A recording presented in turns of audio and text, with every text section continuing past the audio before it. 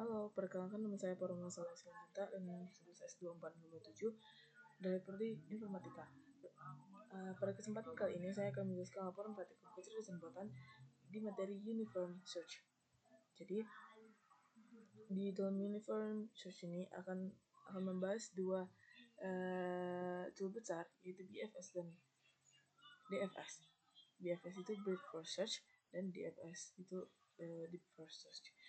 Salah satu kategori algoritma yang mendasar adalah Universe Search atau pencarian tanpa informasi tambahan mengenai solusi. Algoritma dalam kategori ini hanya menggunakan struktur masalah tanpa memanfaatkan pengetahuan heuristik.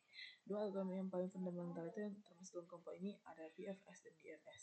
BFS itu sendiri bekerja dalam mengevaluasi node secara bertingkat atau level by level. Terbukti kompleks serta optimal dalam menemukan solusi terpendek jika biaya setiap langkah sama.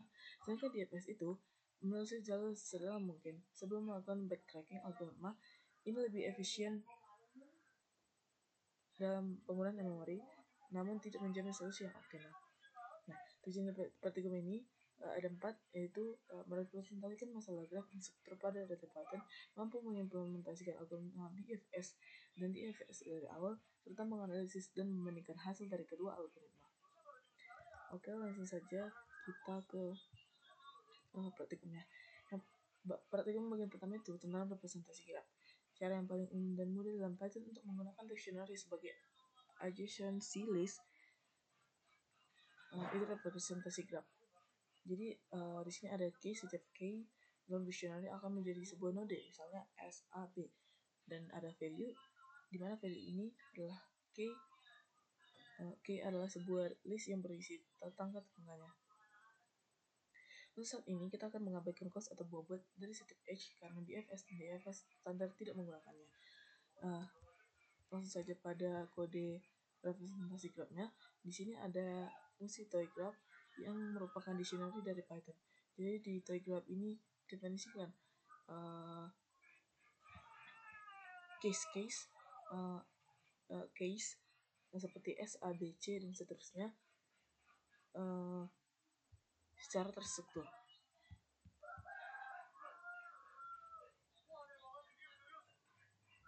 Nah, selanjutnya ada values. Selanjutnya ada for node.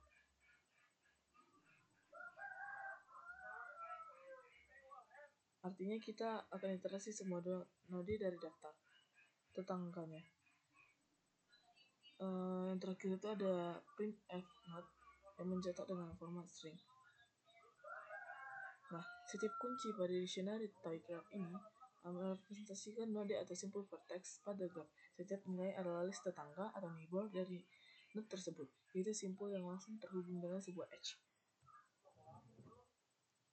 Nah, jika kita jalankan programnya, maka outputnya akan menghasilkan seperti ini. Di sini yang pertama itu ada S kurung siku A, B, dan C. Nah, output ini dari S hingga H ini menunjukkan daftar adjacency atau tetangga dari setiap node di graf. Setiap baris menampilkan node dan semua simpul lain yang terhubung langsung dengannya. Dengan output ini, kita bisa memahami struktur graf tanpa perlu menggambarnya. Jadi misalkan si S ini tetanggaan dengan A, B, dan C. Berarti si S ini dalam gambarnya terhubung dengan 3 node yang lain, A, B, dan C. Begitu juga dengan A yang terhubung dengan S dan D, B yang terhubung dengan S, D, E, dan G, dan seterusnya. Nah, selanjutnya implementasi Brute Force Search atau BFS. BFS menjelajahi graph level demi level. Algoritma ini menggunakan struktur data queue atau antrian yang bersifat first in first out atau FIFO untuk mengenal node yang mana yang akan dikunjungi selanjutnya. Sifat BFS ini sendiri komplit, pasti menemukan solusi gak ada optimal jika semua cost antar node sama, misal bernilai 1. BFS akan menemukan jalur terpendek dalam hal jumlah langkah. Selanjutnya kompleksitasnya itu misalkan ada O, B, D, di mana B adalah branching factor dan D adalah kedalaman solusi. Nah, di yang bagian kedua ini kita diminta untuk melengkapi fungsi BFS dan harus mengembalikan dua hal, yaitu pertama urutan node yang dikunjungi visited order dan jalur start node ke goal node atau path. Kita menggunakan collection di queue untuk implementasi queue yang efisien.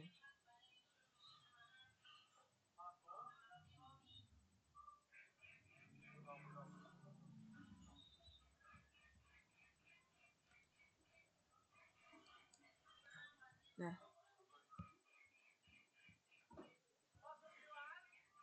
di sini sudah ada programnya atau kodenya. Jadi kode ini mengimplementasikan algoritma BFS untuk mencari jalur dari simpul awal atau start node ke simpul tujuan atau goal node. Dalam graph yang direpresentasikan sebagai adjacency list. Pertama, sebuah queue dari modul collection DQ digunakan untuk menyimpan pasangan atau node path yang berisi simpul saat ini dan jalur yang ditempuh untuk mencapainya. Dari awal dimasukkan ke dalam queue-nya beserta jalur atau start node-nya. Kemudian dibuat sebuah start visited untuk melacak node yang sudah dikunjungi agar tidak terjadi pengulangan, dan sebuah list visited order untuk mencatat urutan semua node yang dieksplorasi. Nah, di sini selama queue-nya tidak kosong, algoritma mengambil elemen pertama dari queue yang pop left untuk menambahkan node ke visited order-nya, lalu memeriksa apakah node tersebut adalah tujuan. Jika iya, fungsi algoritma menambah semua tetangga yang belum dikunjungi dan node tersebut ke queue, sekaligus memperbarui jalurnya. Dengan cara ini, BFS selalu menulis graph secara melebar, lever per lever, sesuai dengan urutan dalam queue. Jika queue habis tetapi tujuan tidak ditemukan, fungsi akan mengembalikan urutan kunjungan beserta node. Dengan pendekatan ini, BFS menjamin bahwa jalur yang dikembalikan adalah jalur terpendek dalam jumlah H dari simpul awal ke simpul tujuan dalam graf tak berbobot. Nah, di dalam code ini simulasi langkah per langkahnya itu BFS-nya itu pertama diinisiasikan dulu QSS atau antrian SS, visited S dan visited ordernya itu belum ada karena belum ada node yang dijalani oleh si program ini. Iterasi pertamanya itu SS current S akan ditambahkan S ke visited order karena sebelumnya sudah melewati S. Ketika sudah masuk dengan S, tetangganya itu menjadi A, B, dan C. Nah, selanjutnya program akan menambahkan ke Q yang belum dikunjungi. Q-nya itu A yang terhubung dengan FA, B terhubung dengan SB, C terhubung dengan SC, dan visitednya itu menjadi S, A, B, dan C. Nah, begitulah sampai programnya itu menemukan goal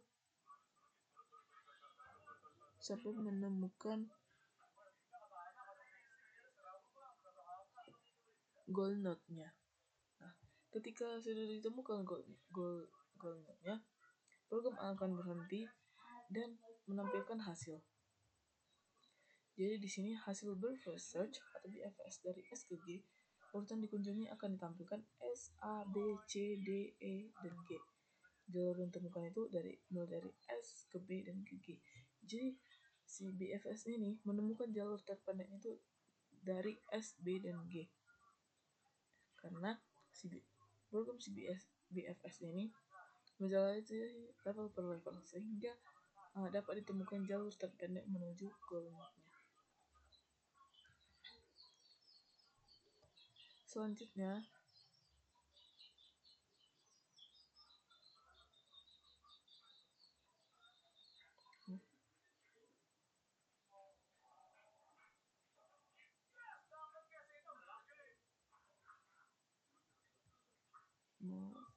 mungkin kita akan melihat dulu untuk contohnya yang dalam slide. Nah,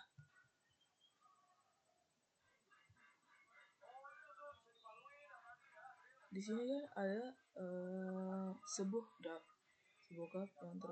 yang S, di mana S-nya terhubungan dengan A, B, dan C, A terhubungan dengan D dan S, B terhubungan dengan S, D, E, C terhubungan dengan S dan E, D terhubung dengan A, F, dan seterusnya. Nah,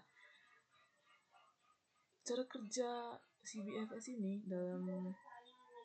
dalam graf ini seharusnya sama, karena di dalam dictionary-nya tadi sama dengan yang exercise ini.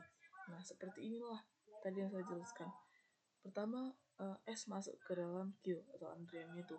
Order fisiknya itu masih kosong karena belum ada node yang ditempuh oleh programnya. Soalnya ketika sudah memasuki si S, S-nya itu pindah ke order visit, menjadi masuk ke order visit.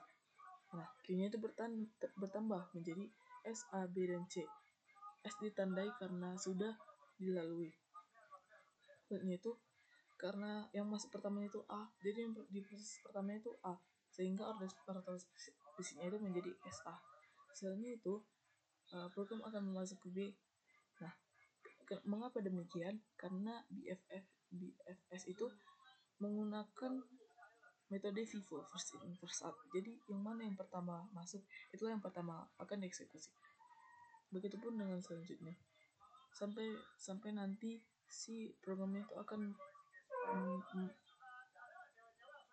mengeksekusi semua jalur yang dilaluinya dan menampilkan jalur terpendek yang memungkinkan menghubungkan dengan start node dan ke gold node. Di sini kan order visitnya itu ada S, A, B, C, D, E, dan G. Nah, untuk jalur yang dipilih di BFF itu S ke B dan ke G. Ini jalur tercepat yang memungkinkan yang menghubungkan S ke G.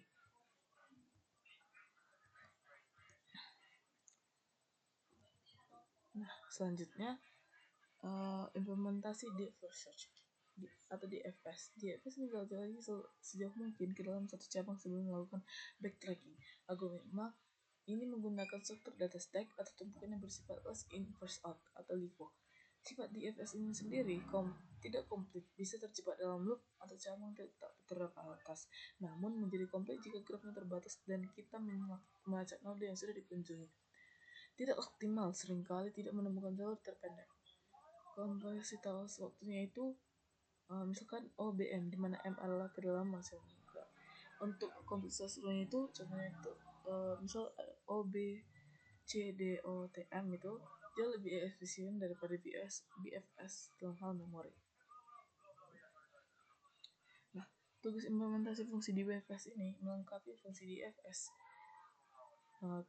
yang mirip dengan BFS. Fungsi ini harus mengembalikan urutan kunjungan dan jalur yang ditemukan. Kita bisa menggunakan list Python sebagai stack atau event untuk push dan pop untuk pop.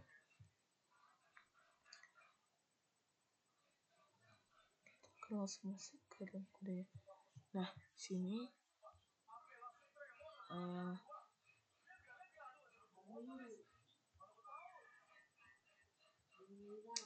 sudah ada program DFS itu. Jadi program ini mengimplementasikan algoritma deep first search atau DFS untuk mencari jauh dari node awal, yaitu fungsi start node ke node tujuan atau goal node. Pada sebuah graph ini direpresentasikan sebagai adjacency list. Pertama, sebuah stack diinisialisasikan berisi tuple atau start node, di mana elemen pertama adalah node set ini dan elemen kedua adalah jalur yang tempuh sampai node itu. Kemudian digunakan struktur dataset atau visit set untuk melacak node yang sudah pernah dikunjungi agar tidak terjadi pengulangan, serta list fungsi visit set order untuk mencatat urutan kunjungan semua node.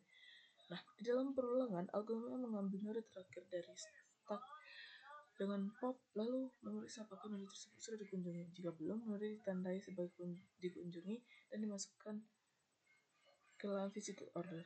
Setelah itu, dicek apakah node yang sedang dikunjungi adalah node tujuan. Jika iya, maka fungsi langsung mengembalikan urutan kunjungan dan jalur lengkap dari start sampai goal.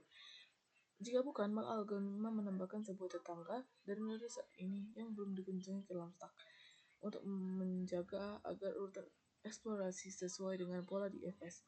Daftar tetangga di balik ada reversed sehingga elemen pertama di edit funksi list tetap diproses terlebih dahulu setelah bab berikutnya. Proses ini terus berulang hingga stack kosong. Jika node tujuan ditemukan, maka fungsi mengembalikan urutan kunjungan beserta node non sebagai jalur. Dengan cara ini, kode di FS mampu menelusuri graf secara mendalam dari node awal, mencatat urutan kunjungan, dan mengembalikan jalur eksplorasi jika tujuan berhasil ditemukan. Nah, jika kita menjalankan program Diverser ini dan mencari jalur dari S ke G, maka akan ditemukan urutan kunjungan adalah S, A, D, B, E, C, E, dan G. Jalur yang ditemukan itu S, A, D, B, E, H, G. Jalur yang ditemukan itu sangat jauh berbeda dengan metode BFS atau yang sebelumnya kita bahas. BFS sangat optimal dan sangat cocok digunakan untuk mencari jalur terpendek jika dimulai dari start sampai ke goal node. Sedangkan di FS ini sendiri tidak selalu menemukan jalan terpendek dari start sampai ke goal yang diminta. Nah, di sini ada contoh graf DFS. Grafnya itu sama, namun kita menggunakan DFS dan metodenya itu LIFO, last in first out. Jadi pertamanya itu sama kayak tadi, startnya itu S dan goalnya itu G. Pertama dimasukkan ke stack itu S, revisinya masih kosong karena belum ada node yang dijalani. Nah, sini yang berbeda dari BFS tadi. Di stacknya itu ditambahkan CBA. Karena menggunakan metode LIFO, maka akan pertama dieksekusi si A ini karena dialah yang terakhir masuk as in first out. Jadi karena A yang terakhir masuk, dialah yang pertama akan dieksekusi. Nah, begitu juga dengan seterusnya sampai si programnya itu menemukan goal node-nya. Nah, yang terakhir. Di sini kita bisa lihat ada di stacknya itu ada S, C, B, A, D, F, G, E, dan H. Sedangkan order fisiknya itu S, A, D, F, E, H, G. Sebenarnya di sini hampir semua nodenya itu dijalani oleh tidak semua nodenya itu dijalani oleh si programnya itu. Kenapa? Karena metode DFS ini akan mengunjungi anak sampai yang terdalam sampai menemukan batasnya. Jika sudah sampai batas namun belum menemukan goal node-nya, itulah yang akan mengunjungi yang di sebelahnya dengan level yang sama. Sedangkan Vivo tadi berbeda, mengunjungi level yang sama dulu baru ke level 2, ke ketiga, dan seterusnya. Itulah yang kadang membuat DFS ini tidak optimal digunakan untuk menemukan jalur terpendek, karena dia harus menyelesaikan satu jalur dulu untuk berpindah ke jalur selanjutnya.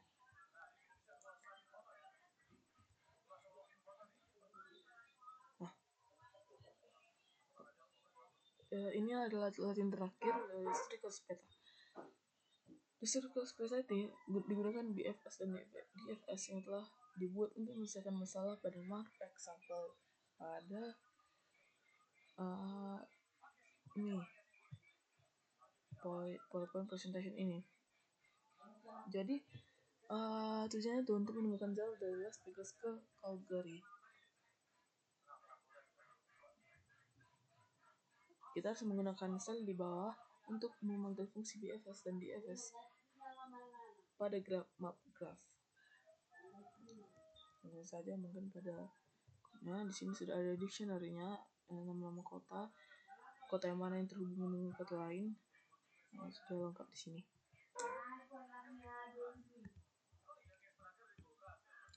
Nah, sini jika kita perhatikan di output ini,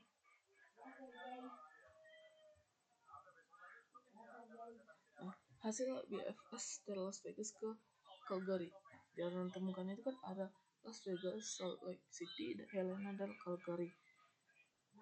Itu jumlah angkanya itu 3. Las Vegas tidak dihitung karena disitulah startnya. Satu langkah ke Salt Lake City, satu langkah ke Helena, dan satu langkah lagi ke Calgary. Untuk hasil DFS-nya itu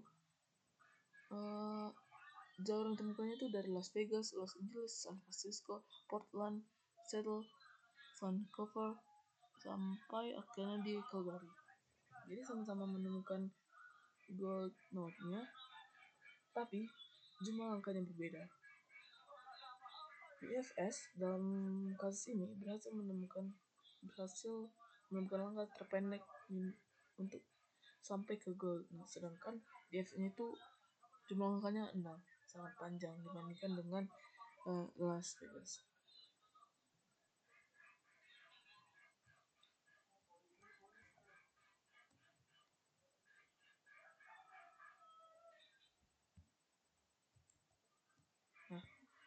Jalur menemukan BFS ini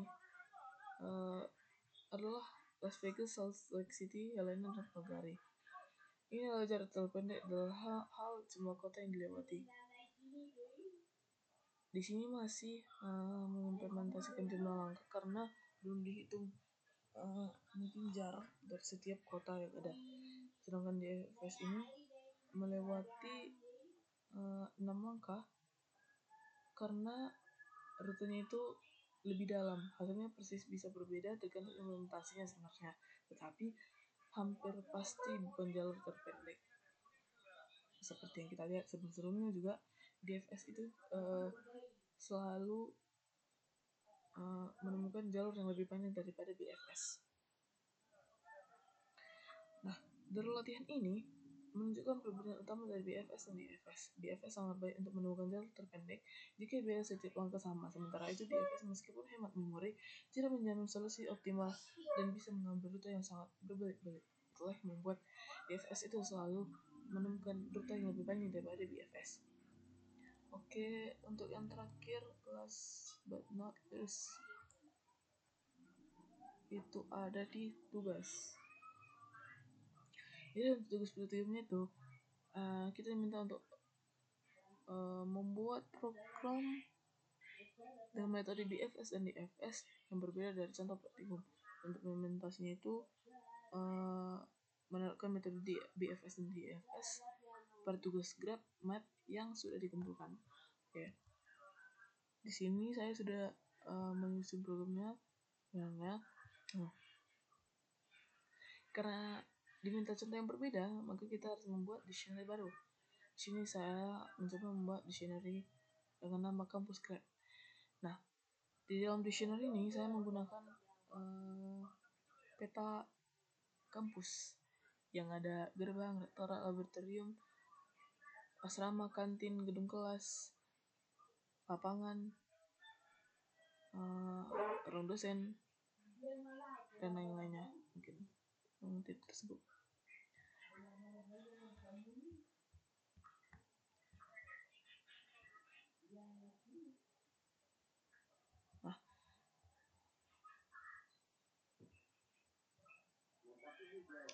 Nah, mungkin fungsinya bersama keseluruhan dari contoh atau latihan yang sebelumnya. Ada graph, start, goal, queue, current path, dan sebagainya. Sini ada yang palingan yang berbeda itu hanya printnya. Pengimplementasiannya sama, menggunakan start dan goal, dimana mencari rute dari G ke A. Nah, di BFS ini mengeksekusi akan dimulai dari G, yaitu gerbang, masuk ke dalam antrian. Fact-nya itu akan diambil node dari depan antrian awal, lalu cek apakah itu adalah cucian. Nah, kalau belum, masukkan semua tetangga G. Contohnya, tetangga G di sini itu kan rektorat dan laboratorium dimasukkan ke antrian. Nah, ulangi proses karena belum menemukan. Sekarang R diproses. Dari R muncul tetangga baru, perpustakaan, dan D atau gedung dosen. Belum juga menemukan gold node-nya, lab diproses. Tetangganya L atau lapangan masuk ke antrian. Terus diulangi sampai ketemu node tujuan A. Jalur yang dicatat saat mencapai A adalah jalur terpendek karena BFS selalu melebar terlebih dahulu, bukan masuk terlalu dalam. Jadi dia mengecek level dan level. Hasilnya itu ditemukanlah urutan kunjungan-kunjungan menggunakan metode BFS, yaitu GR, Lab, PDL, kelas K, dan A. Dan diprintlah jalur terpendek GRP kelas ke A. Sebenarnya untuk di FS ini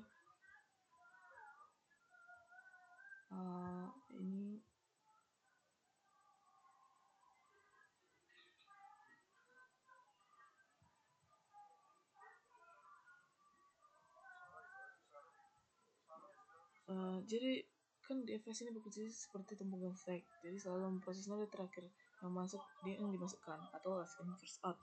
Langkah-langkah program ini mulai dari gerbang, karena start dan goalnya itu sama dengan BFS tadi.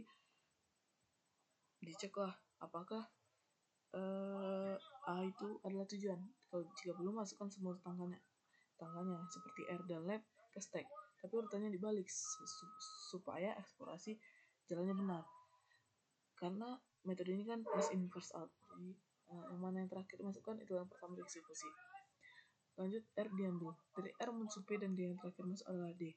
FS akan terus menyelam lebih dalam R ke P lalu ke KLS. Dari KLS, DFS akan menemukan A. Jalur yang dicatat adalah G, RP, KLS, dan A. Bedanya dengan BFS, urutan kunjungan berbeda karena di FS gak peduli jalur terpendek, tapi fokus masuk sedalam mungkin dulu sampai menemukan goal node-nya. Nah, program tugas ini yang dibuat ini membuktikan perbedaan mendasar antara algoritma BFS dan DFS ketika diterapkan pada graf yang merepresentasikan gedung-gedung di kampus. BFS merepresentasi graf secara melebar dengan bantuan Q atau antrian. Hal ini membuat BFS selalu menemukan jalur terpendek dari titik awal ke titik tujuan. Dalam hal ini, gerbang ke aula. DFS merepresentasi graf secara menyelam dengan bantuan stack atau tumpukan. Algoritma ini tidak selalu memberikan jalur terpendek, tapi efektif untuk mengeksplorasi graf lebih dalam sehingga menemukan solusi. Kedua metode memiliki kelebihan masing-masing. BFS cocok digunakan ketika masalah membutuhkan solusi terpendek atau optimal, sedangkan DFS cocok digunakan untuk mengeksplorasi seluruh kemungkinan jalur atau ketika perjalanan jalur terpendek tidak menjadi prioritas. Dengan demikian, implementasi graf gedung kampus menunjukkan bagaimana si BFS dan DFS ini bekerja dengan logika yang berbeda, namun keduanya tetap mampu menemukan dari titik awal menuju titik tujuan. Nah, kebetulan di program yang saya buat ini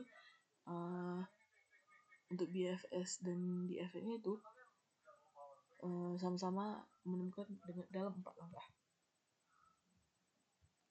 Nah, kesimpulan dari praktikum ini membuktikan bahwa pencarian tanpa informasi atau uniform search seperti BFS dan DFS dapat digunakan untuk menemukan jalur pada graf. BFS menganalisis simpul secara melebar sehingga mampu menemukan jalur terpendek, sedangkan DFS menganalisis simpul secara mendalam dengan memori lebih efisien, namun tidak menjamin jalur terpendek. Penerapan pada graf kampus menunjukkan bahwa pemilihan algoritma tergantung pada kebutuhan. BFS cocok untuk solusi optimal, sedangkan DFS cocok untuk eksplorasi lebih cepat. Demikianlah presentasi praktikum dari saya. Jika ada kesalahan pengucapan, mohon dimaafkan. Terima kasih.